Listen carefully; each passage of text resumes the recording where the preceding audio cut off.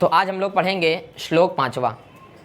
हम लोगों ने चौथे श्लोक में देखा कि भैया नभस्य अर्थात श्रावण माह जो है नज़दीक आ गया है, और जो यक्ष है वो चाहता है कि जो मेरी प्रियतमा है वो जीवितालंबनार्थी हो, और जो यक्ष मेघ को अर्घ दे रहा है, किस प्रकार का अर्घ? कल्पितार्घाय। तो इन सब बातों को हम लोगों ने श्लोक 4 में समझा। आज पढ़ेंगे श्लोक 5वां। ये जो 5वां श्लोक है इसमें कालिदास जी ने मेघ के बारे में बताया है कि किसको मेघ कहते हैं और संदेश किन लोगों से भिजवाना चाहिए। क्योंकि जो कालिदास की रचना है इसका जो नामाख्यान है, ठीक है, उसका नाम क्या रखा? मेघदूत। क्या नाम रखा इस ग्रंथ का कालिदास जी ने? मेघदूत।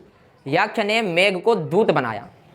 तो अब कालिदास जी कह रहे हैं भैया देखो मैं मूर्ख नहीं हूँ, मैं मूर्ख नहीं हूँ कि मैं मेघ को दूत बना दूंगा। ये तो यक्ष ने बनाया है, मैं आपको बता रहा हूँ, और ये भी उसके साथ बताएंगे कि दूत किसको बनाना चाहिए। तो इन सब बातों को श्लोक 5वें में कालिदास जी बता रहे हैं, तो हम लोग इसको समझते हैं। धूम ज्योति सलिल मारुताम, धूम ज्योति सलिल मारुताम, सन्निपातः क्व मेघः, सन्निपातः क्व मेघः, संदेशार्था क्व पाटुकरणैः, संदेशार्था क्व पाटुकरणैः, प्राणिभिः प्रापणीयाः, प्राणिभिः प्रापणीयाः, इत्यौत्सुक्या दपरिगणयन्,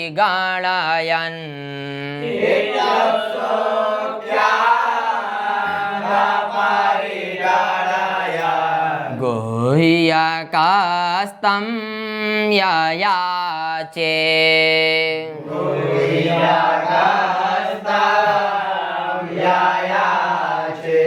कामार्ता हि प्रकृति कृपणाश्,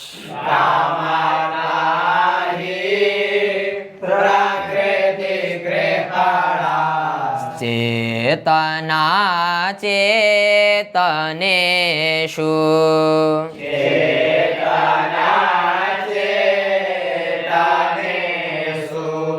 ठीक है। तो देखिए अब इस श्लोक में यक्ष जो है मेघ, कालिदास जी जो है मेघ के बारे में बताएंगे। कह रहे हैं क्वा मेघा, क्या कह रहे हैं? क्वा मतलब कहाँ, मेघा मतलब मेघ। कह रहे हैं कहाँ मेघ? कह रहे भैया मेघ किसको कहते हैं थोड़ा ये बता दो। तो कह रहे हैं मेघ अर्थात जिसमें धूम हो, धूम अर्थात धुआं, जिसमें ज्योति हो अर्थात अग्नि, जिसमें सलिल हो अर्थात जल, और जिसमें मरुत हो अर्थात वायु। जिसमें धूम हो, ज्योति हो, सलिल हो, मरुत हो, इसी को मेघ कहते हैं। भाई मेघ में धुआं होता है कि नहीं? है, काला दिखता है।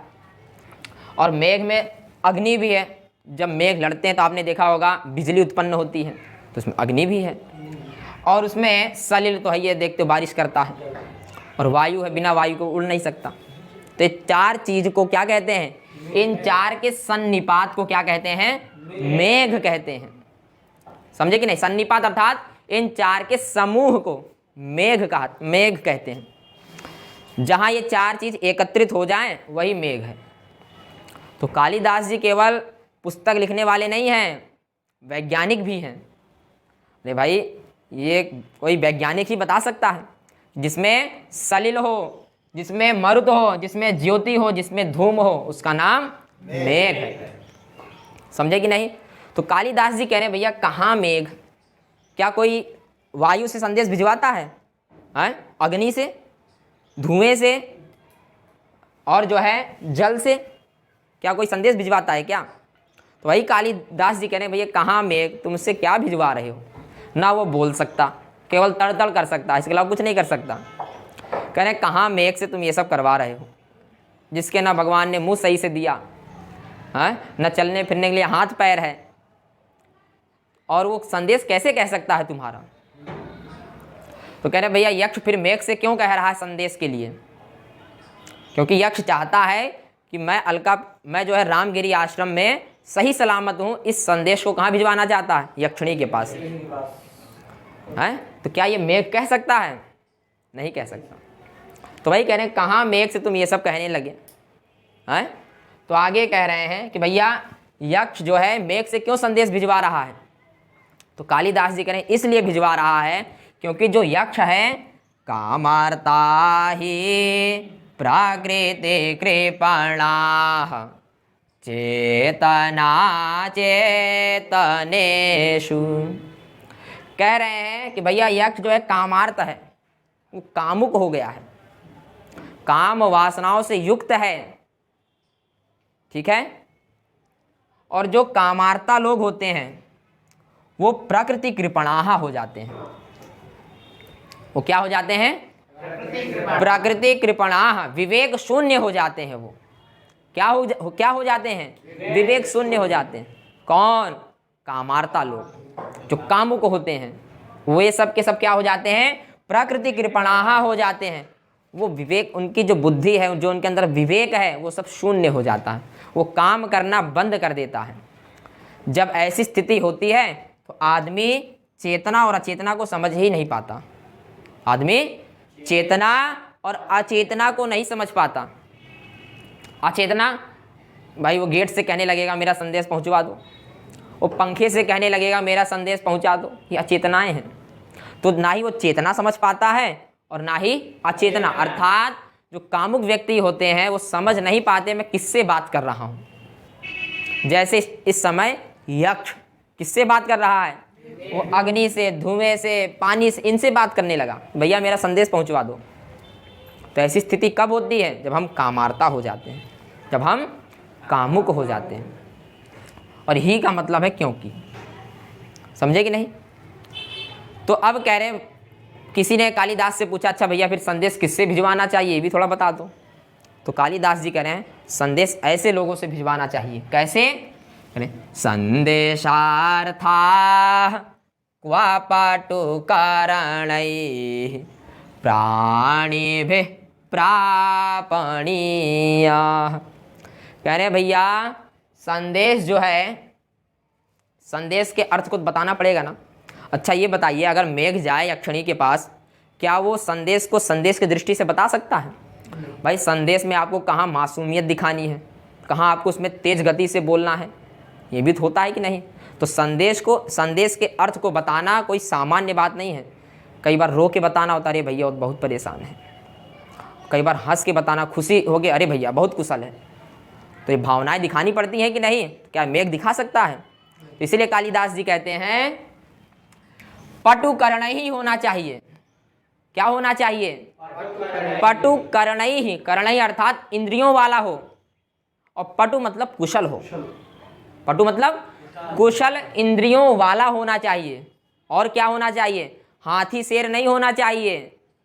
भाई हाथी शेर भी पटु करना ही है। तो इसलिए कालिदास जी ने कहा, एक विशेषण दिया, प्राणी भी होना चाहिए, प्राणी होना चाहिए।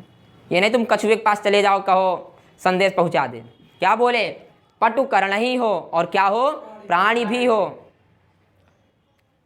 और प्रापणीयाः, ऐसे लोगों से भिजवाना चाहिए। प्रापणीया मतलब भेजने योग्य, ऐसे लोगों से ही भिजवाना चाहिए। क्या, संदेशार्था, संदेश के अर्थ को, जो संदेश के अर्थ को सही तरीके से वहाँ बता सके, ऐसे लोगों से आपको क्या करना चाहिए, संदेश भिजवाना चाहिए। तो ऐसे लोगों से संदेश कब भिजवा सकते हैं आप, जब आप कामार्ता ना हो।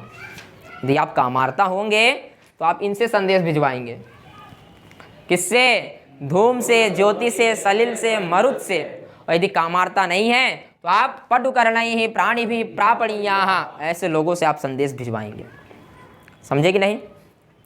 तो पटु मतलब कुशल, चतुर हो, ठीक है।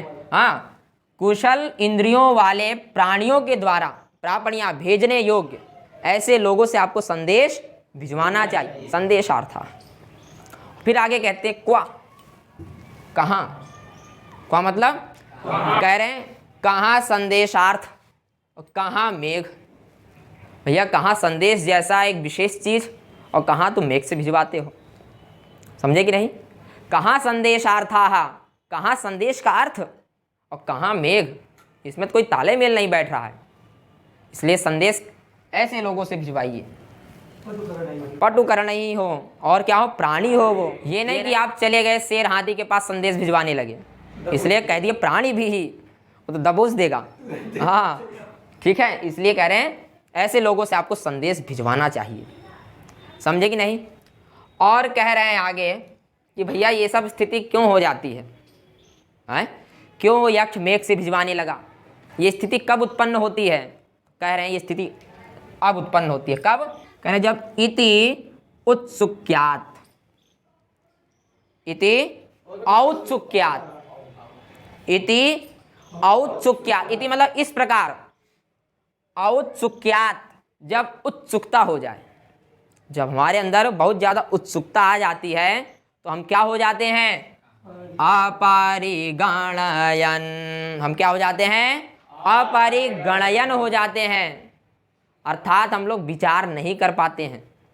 परिगणयन मतलब जो विचार कर ले, अपरिगणयन मतलब यहाँ ता आधा है, फिर अपरिगणयन जो विचार ना कर पाए। कब, जब आदमी उत्सुकता में आ जाए, है जब आदमी बहुत ज़्यादा उत्सुकता में आ जाता है ना तो वहाँ काम गड़बड़ होना है, वहाँ पर ये समझ लीजिए काम पक्का गड़बड़ हो जाएगा। इसलिए भैया यक्ष क्यों काम गड़बड़ कर दिया, संदेश गलत आदमी भिजवा रहा है वो, क्यों, क्योंकि वो औत्सुक्यात हो गया, उसके अंदर बहुत उत्सुकता, उसने मेघ को देखा, उत्सुकता जाग पड़ी, अरे भैया इसी से काम करवा लेते हैं, यही उत्सुकता है। और जब आदमी के अंदर उत्सुकता हो तो अपरिगणयन हो जाता है, वो विचार नहीं कर पाता, फिर विचारहीन हो जाता है वो। कौन ऐसा कौन हो गया है, तो कह रहे हैं गुह्यकः अर्थात यक्षः, गुह्यकः अर्थात यक्षः। ऐसे उत्सुकता से अपरिगणयन कौन हो गया, गुह्यकः यक्ष हो गया है। इसलिए तम ययाचे, तम अर्थात मेघम, मेघ से याचना कर रहा हो कि हे मेघ मेरे संदेश को ले जाओ। इसलिए क्या कर रहा है, मेघ से याचना करने लगा, हे मेघ, हे मेरे मेघ क्या ले जाइए, संदेश। क्यों मेघ से संदेश भिजवा रहा है, औत्सुक्यात अपरिगणयन, इस कारण, क्योंकि उसके अंदर उत्सुकता आ गई, और जब उत्सुकता आई तो ना हाव देखा ना भाव देखा, कच्च से संदेश भिजवाने में लग गया। समझ गए कि नहीं। तम ययाचे, तम मतलब मेघम, मेघ से याचना करने लगा, अरे मेघ भैया कमवत कर दे तो बहुत अच्छा होता। हाँ समझे कि नहीं। ही, क्योंकि, ही अर्थात जब आप उसको पढ़ें फिर कहिए क्योंकि कामार्थ लोग प्रकृति कृपणाहा हो जाते हैं, अर्थात विवेक शून्य हो जाते हैं। और जब आदमी विवेक शून्य हो जाता है तो चेतना चेतने, वो चेतना और अचेतना समझ ही नहीं पाता, उसको ना ही चेतनाएं दिखती हैं ना ही अचेतनाएं दिखती हैं। तो क्या पूरी बात समझ गए, पहली दूसरी तीसरी चौथी लाइन। तो बस आज के लिए इतना ही।